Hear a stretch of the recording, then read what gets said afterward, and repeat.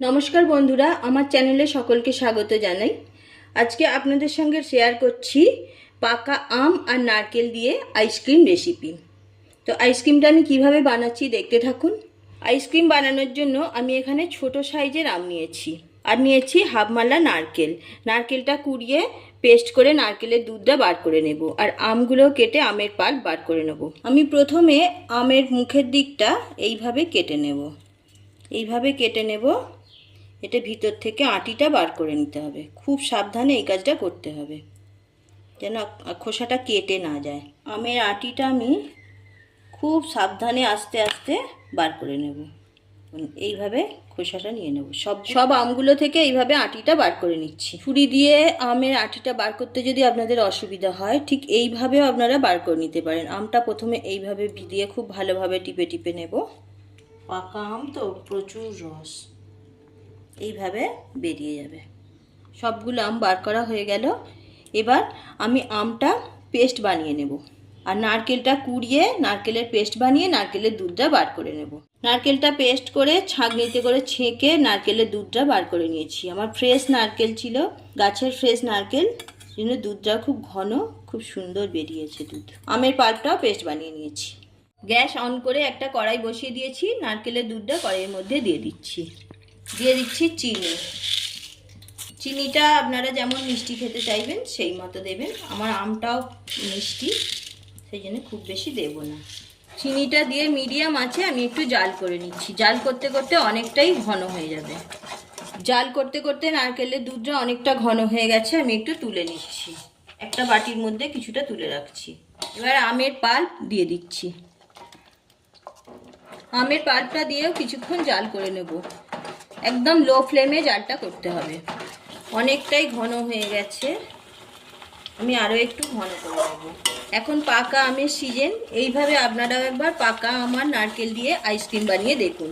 Ice cream তো ছোট থেকে বড় সবাই খেতে ভালোবাসে। সেটা যদি বাড়িতে বানানো ম্যাঙ্গো কোকোনাট আইসক্রিম হয় তো কোনো কথাই হবে না। কীভাবে বানাচ্ছি পুরোটা দেখতে থাকুন। চ্যানেলটা সাবস্ক্রাইব করে পাশে থাকুন। যারা নতুন তারা পাশে থাকা বেল আইকন প্রেস করুন, যাতে যে কোনো ভিডিও আপলোড হলে আপনার কাছে পৌঁছে যায়। রেসিপি ভালো লাগলে লাইক দিতে ভুলবেন না। আপনাদের একটা লাইক আমার রান্নার উৎসাহকে অনেক বেশি বাড়িয়ে দেয়। আর ভালো লাগলে অবশ্যই কমেন্ট করে জানাবেন কেমন হয়েছে। দেখুন অনেকটাই ঘন হয়ে গেছে। এবার গ্যাসের ফ্লেমটা অফ করে দিচ্ছি। ঠান্ডা হয়ে গেলে আরও জমে যাবে। ঠান্ডা হলে ফিরে আসছি। পুরোপুরি ঠান্ডা হয়ে গেছে। এবার আমের খোসাটা নিয়েছি। খোসাগুলো যে রেখে দিয়েছিলাম, এই আমের খোসার মধ্যে আমি এটা ভরে দিচ্ছি। 2 চামচ দিয়ে দিলাম। এবার আম না দিয়ে যে নারকেলের পাল্পটা রেখেছিলাম, নারকেল পাক করাটা, সেটা দিয়ে দিচ্ছি 1 চামচ। আবারও এটা দিয়ে দেব।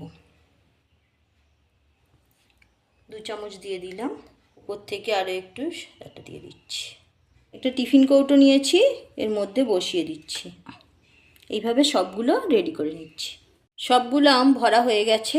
এবার আমের যে মুখের অংশগুলো, এগুলো আমি এইভাবে চাপা দিয়ে দেব। সবগুলো ঢাকনা দিয়ে দিলাম।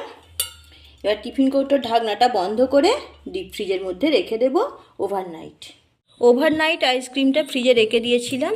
এবার ঢাকনাটা খুলে দেখাচ্ছি। দেখুন একদম জমে গেছে। আমি একটা কেটে দেখাচ্ছি। দেখুন খোসাটা আগে তুলে নেব। দেখতেই পাচ্ছেন আমের খোসাটা কত সুন্দর উঠে আসছে। নারকেল ও আম দিয়ে ম্যাঙ্গো আইসক্রিম আমার একদম রেডি হয়ে গেছে। এইভাবে আপনারাও একবার বাড়িতে বানিয়ে দেখুন। আশা করছি ভালো লাগবে। ভালো লাগলে লাইক শেয়ার করুন। চ্যানেলটা সাবস্ক্রাইব করে পাশে থাকুন। পাশে থাকা বেল আইকন প্রেস করুন। তা মাঝখানটা সাদা হয়েছে আর দুধারটা আমের কালার এসেছে।